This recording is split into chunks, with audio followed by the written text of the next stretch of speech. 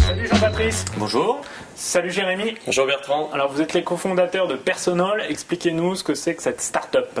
Alors Personol est éditeur de logiciels, donc on a développé un portail personnalisable pour entreprises, donc un petit peu comme tu connais NetVibes ou Google dans le grand public, mais à disposition des entreprises, donc ça s'installe dans l'entreprise et c'est adapté en fait aux contraintes de l'entreprise, donc ça va permettre à chaque utilisateur de construire son tableau de bord en fait avec les informations dont il a besoin au quotidien, aussi bien de l'externe que en interne dans l'entreprise, donc ses applications métiers, mail, calendrier et ses flux d'informations. D'accord, tu peux me donner des exemples de widgets un petit peu qu'on va trouver dessus? Bien sûr, alors tu peux intégrer aussi bien tes modules de mail, de calendrier, mais aussi des flux RSS qui viennent de l'extérieur, des Google Gadgets, des NetVibes, des modules NetVibes, mais aussi des applications donc, qui viennent de l'entreprise à base de web services.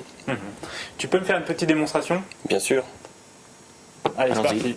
Où est-ce qu'on est là? Alors là, on est dans un portail, d'entreprise de test que nous on a mis chez nous, que toute entreprise pourra mettre chez elle lorsqu'elle mettra en place cette solution. Donc, comme on peut le constater ici, on est dans un portail donc de type web 2.0 avec la possibilité en fait de personnaliser l'affichage, de rajouter des contenus. Ici, je peux rajouter des contenus, déplacer les contenus. Et on retrouve un certain nombre de widgets provenant de NetVibes ou de Tout à fait. Google. Ici, typiquement, c'est un gadget qui vient de chez Google. Ici, c'est un gadget qui est interne à l'entreprise, donc il va me permettre de voir en fait une statistique sur le chiffre des ventes. Ici, c'est un autre Google qui va me permettre de me montrer en fait mes informations personnelles. Là, c'est mon email professionnel. Ici, maintenant, si je vais sur la partie RSS, donc là je me suis fait une deuxième page, donc on voit plus en détail le modèle décisionnel du suivi de mes ventes, et ici je vais avoir par exemple une veille sur les flux RSS qui viennent de CNN, Gala et du Figaro. Donc si je regarde en détail cette configuration, ici j'ai mis 3 flux, je pourrais en mettre un 4e plus, et là à ce moment-là j'ai ma visibilité complète de ces articles.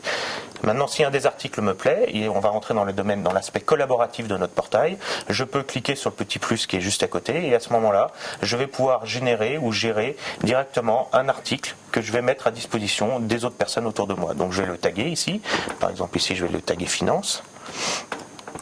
Je vais taguer finance, là l'article je l'ai repris, on retrouve l'origine de l'article, donc si je clique dessus je vais avoir le contenu original, toujours pour une notion de droit d'auteur ou de suivi de sources d'informations.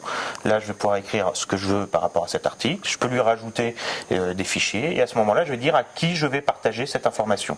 Donc par rapport, un mécanisme normal serait de dire voilà j'ai cet article, j'envoie un mail à tout le monde, y compris à ceux qui ne sont pas intéressés. Ici je vais pouvoir dire voilà je mets à tous ceux qui ont le tag finance, qui sont tagués finance, et toutes seules les personnes qui ont le tag finance pourront voir mon article. Et à quel type d'entreprise s'adresse votre produit?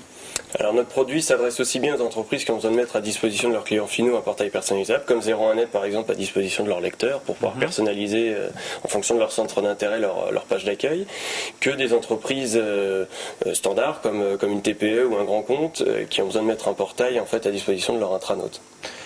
Et combien ça coûte? Alors pour une entreprise, pour le B2C en fait, donc par exemple pour Zéro Informatique, aux alentours de 10 000 € par an. Voilà. Et pour l'intranet, ça commence à 2 500 € par an, plus 10 € par utilisateur par an. Eh bien merci et puis bonne continuation. Merci, à bientôt. Au revoir.